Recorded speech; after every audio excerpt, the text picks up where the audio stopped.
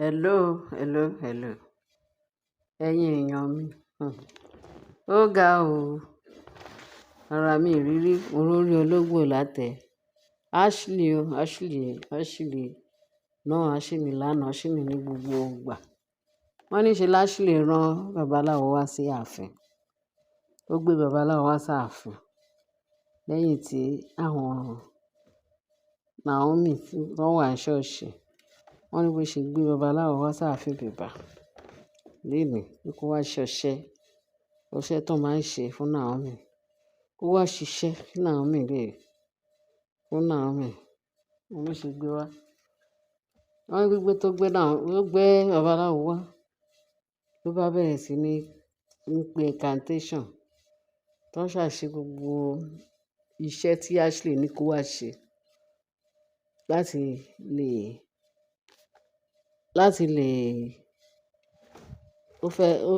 láti jẹ́ kí Naomi yè.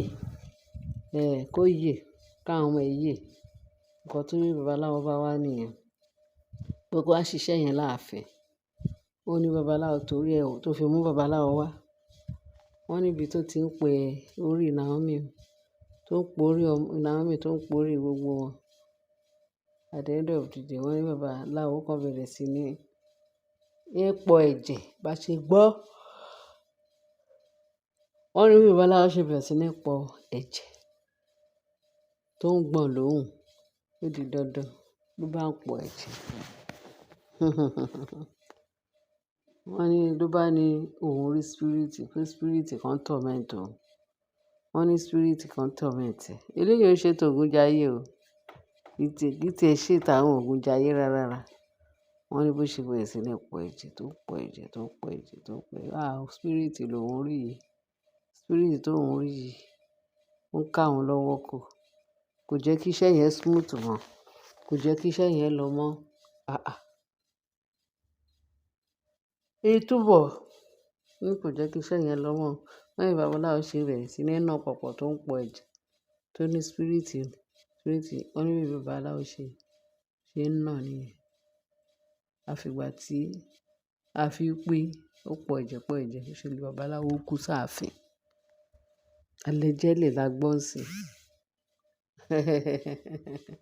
Wọ́n ní babaláwo ó ta tèrò ń pa. Bẹ́ẹ̀ ni. Ohun ojú ní tójú orí ẹnu kò kọ̀ròyìn. Ẹnu kọ̀rọ̀ àbí báwo ni wọ́n ṣe ń sọ. Ẹnu kọ̀ròyìn. Wọ́n ní bí babaláwo ṣe kú sáàfin nìyẹn. Wọ́n ní kí lélẹ̀. Wọ́n ní ṣe Ashley ó fẹ́ sálọ. Ó dàbí ipò tí lọ. Ó sá ló fi babaláwo ẹ̀ lẹ̀ láàfin. Wọ́n ní bí wọ́n ṣàṣe àwọn ọmọ ọ̀dọ̀ náà ọmọọṣẹ́ Naomi. Àwọn náà ké gbàjarè wọ́n pariwo síta pé Ashley má ti sálọ. Ẹni tó mú àmà ti kú. Wọ́n ní bí gbogbo ààfin ṣe dìde nìyẹn. Ó di kàbàkàbà nílé Ashley. Wọ́n débẹ̀ lóòótọ́. Wọ́n ní babaláwo ó ti ta tèrò ń pa. Ashley dẹ̀ ti sálọ. Ọmọọṣẹ́ ló ń sọ bí gbogbo scenario yẹn ṣe rí. Ashley sálọ. Níbo ni kí ni ká ti gbọ́, kí ni ká ti ṣe? Ọpẹ́lọpẹ́ àwọn ọmọ ọ̀dọ̀ wọn ló jẹ́ kí wọ́n mọ nǹkan tó ń lọ. Ashley ti ná pàpà bọ́ra. Babaláwo dẹ̀ ti. Wọ́n ní bóyá pé wọ́n ní kí wọ́n gbé babaláwo. Ó di dandan. Àwọn tó wá gbé babaláwo. Wọ́n ní kí wọ́n tètè rush ẹ lọ sí hospital. Wọ́n ní ó dé hospital. Wọ́n sọ pé kò sẹ́mi inú ẹ̀ mọ́. Ó ti lọ. Ẹ rí pé ó lágbára. Ó rí ṣe kíni ó lágbára. Mo rọra ń sọ báyìí o. Kì í ṣe bó ṣe sọ leléyìí o. Èmi mọ̀ pé òun tí ẹ̀ ń sọ because ṣé ẹ mọ̀ pé ibi tójú ò bá sí, Téèyàn ò bá rí nǹkan téèyàn ò rí kó tó sọ, ó ṣe kíni nǹkan tá a gbọ́. Wọ́n ní but kán tó gbé lọ sí hospital. Wọ́n ní wọ́n pe Ashley pé kó wá gbé ẹrù ẹ̀, Ashley sálọ. Sísálọ tí Ashley sálọ ó dàbí pé ó rán àwọn kan tó wá gbé lọ sí hospital. Wọ́n ní kán fọ nǹkan wọn rù, wọ́n fọ́n rù. So gbogbo nǹkan tó wà nílẹ̀ nsìnyí, ọwọ́ Ashley àti àwọn ẹbí babaláwo náà dẹ̀ máa rán. Wọ́n ní kábíyèsí ní kán gbé kán palẹ̀ mọ́. Ẹlẹ́rù ni kó gbé ẹrù ẹ̀. Ọlọ́run má jẹ́ á rẹ́rù ọ̀run. Kẹ́ máa wo nǹkan tí Ashley ṣe. Ashley léni, Ashley lọ́la bí ẹkùn àpọ̀kọ̀jẹ. Ó tàn búùkù. Wọ́n lórí Naomi. Òun ló mọ̀. Wọ́n níbi tó ti ń pe orí Naomi tó ń pè. Spirit wo ni wọ́n sọ wípé ó jáde sí? Spirit ìyá kábíyèsí. Wọ́n ní spirit ìyá kábíyèsí ló yọ sí ló. Spirit ìyá òkú ọ̀run ìyá kábíyèsí ló yọ sí tó fi pàdánù. Ẹ̀yin èèyàn mi, ẹ má jà fi orí wórí.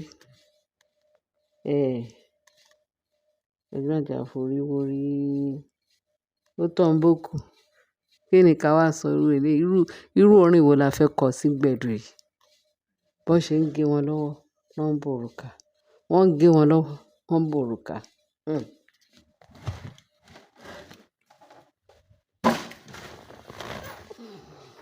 Wọ́n ń gé wọn lọ́wọ́, wọ́n ń wòrùka. Kí ni Naomi ṣe fún? Kí ni Naomi ṣe fún? Ó dìgbà tí gbogbo wọn pátá ńbẹ̀ yẹn, tí kọ̀ọ̀kan wọn tó bá ti bẹ̀rẹ̀ sí ní ta téèrú ń pa tó ń ta téèrú ń pa. Bóyá ìgbà yẹn ààfin á quiet. Wọn ò ní sọ wípé kán yé ṣe, ó ti pẹ́ ta ti pariwo. Kán yé ṣe. Ẹ mọ àwọn tó ti tí Mary àti ẹ̀ ti pa. Ẹ mọ iye babaláwo tí Mary àti pa ní ayé Mariam.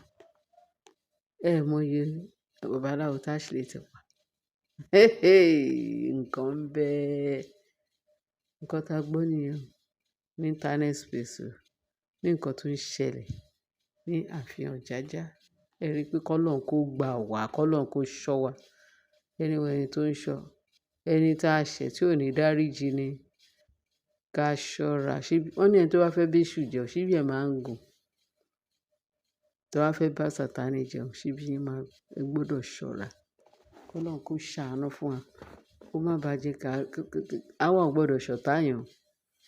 Torí tá a bá ṣe ọ̀tá èèyàn, nígbà tí back to sender bá máa dé, back to sender yẹn àti ìwọ tó ń pe rí ni níbi tó ń pe ṣe kíní. Àwọn gan máa dá padà fún ìwọ gan tó ń pe orí ẹni níbi. Torí ẹ jẹ́ ká ṣe rere. Ìkà ò pé. Ẹ jẹ́ ká ṣe rere, ìkà ò pé. Ẹ̀yin èèyàn mi, mo ní kí n sáré gbé ìborùn yìí wá. Kẹ́yìn náà kẹ́ fi etí kọ́nú ẹ̀. Torí kò ní dà. Ìbá kéré, ìbá pọ̀. Kò ní dà kí irú nǹkan bẹ́ẹ̀ yẹn máa ṣẹlẹ̀. Ká máa fi etí gbọ́ yín. Kẹ́yìn náà kẹ́ bá wa dá sí. Ẹ ṣé gan bẹ́ẹ̀ ṣe ń tẹ́tí sí wa. Inú mi dùn, ayọ̀ mi kún.